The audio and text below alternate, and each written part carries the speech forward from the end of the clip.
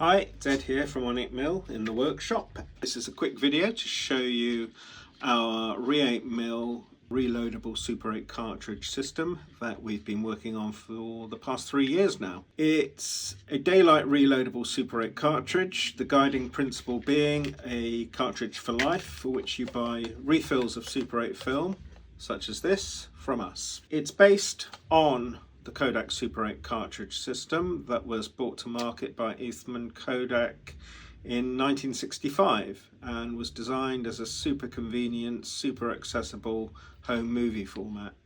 Buy the cartridge, get the camera, put the cartridge in, shut the door and start filming.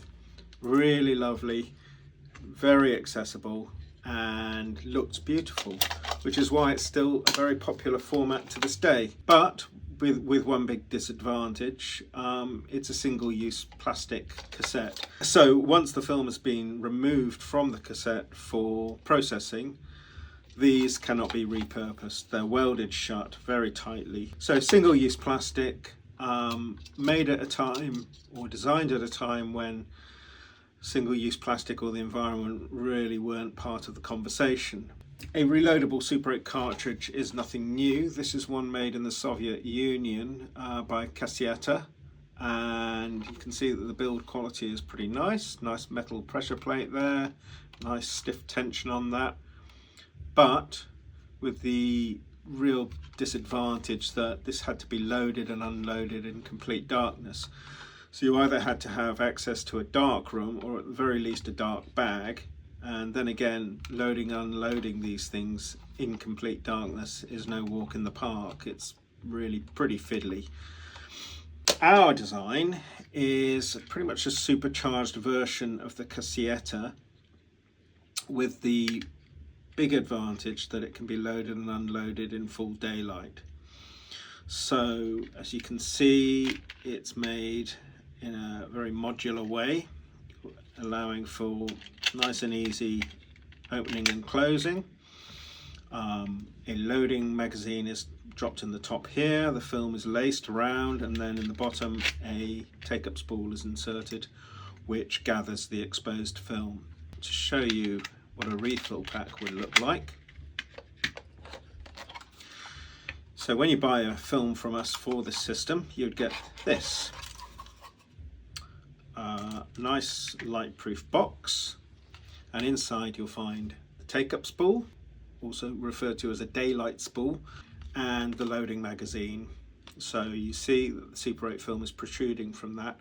Obviously when loading and unloading, 2 foot front and back of the film will be fogged, but the rest of the film is protected within the magazine here and by the edges of the daylight spool here. This principle is not uncommon in motion picture filming. If you've ever loaded a 16mm camera taking 100-foot daylight spools, you'll know that the first few feet are going to be fogged while you're loading, and the same applies for formats such as DS8 or 888. So to load, you've got your loading magazine here, you've got your cartridge, you pop it open. And just to show you, these nice little magnetic fixings here mean that when you open and close the cartridge, it slides and snaps into place really nicely. So yeah, I digress. Right, so loading magazine in the top, drop it into the space like that, carefully lace the film around the film path there, push the magazine down, draw the film over the pressure plate here. So called because it applies a very light amount of pressure behind the film when it's running through the camera gate. Turn the cartridge over, and then on this side you've got a little bit of double-sided tape which allows you just to drop the film into the core of the daylight spool here. Okay. And then you just pull on that to make sure it's taken to the core. And then you drop the daylight spool onto the drive here and carefully lace the film around this little racer bearing and through this little path here, and give that a wind to make sure that the film is running correctly through the film path. And then that's laced. You can give it one more wind just to make sure you're happy. Obviously you don't want to waste too much film. You get the slipcase, and you slot that back on, and that's ready for filming. One little thing you can do, and you can do this with Kodak cartridges as well because occasionally they do jam, is get a Sharpie and put an X on your film and put the film into the camera and shoot a very quick burst. If the X has disappeared, that means the film is moving correctly. I'm going to run that through the camera now, and then I will show you the unloading procedure. Alright, the film has run through successfully, that's a good thing. To unload the film is pretty much a reverse of loading.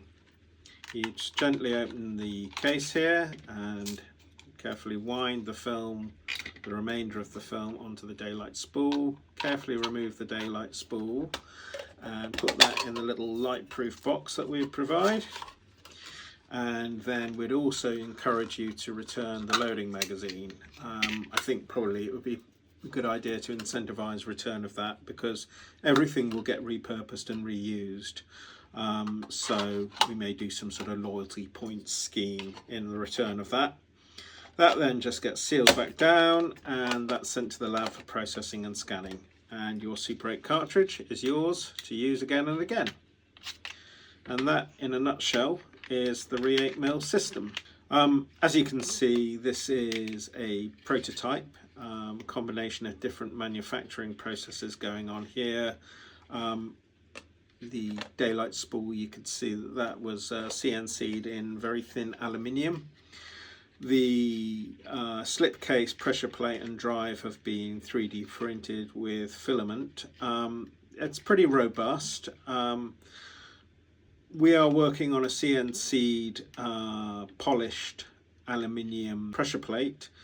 Probably it should be best if it was anodized black though. The transport itself has been produced in high resolution UV cured resin, and it holds together pretty nicely. So I think what we'll do when we bring this to market is offer some form of subscription, which would be a small payment each month from customers, which would give you a discount on film packs, and B, insure all the parts of the cartridge so that, you know, should something go wrong, say for example this goes walkabouts, or the transport or the slipcase or any of the bearings or the pressure plate get lost or ruined, we'd replace them free of charge.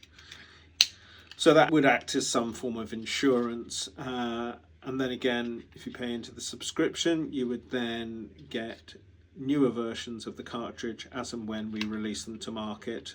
So if we produce them in different materials or more robust or slightly different transport design, you would then get the updated cartridge. The old one would be yours to keep as well. So that's it, that's the system. Thanks very much for watching and listening. Bye.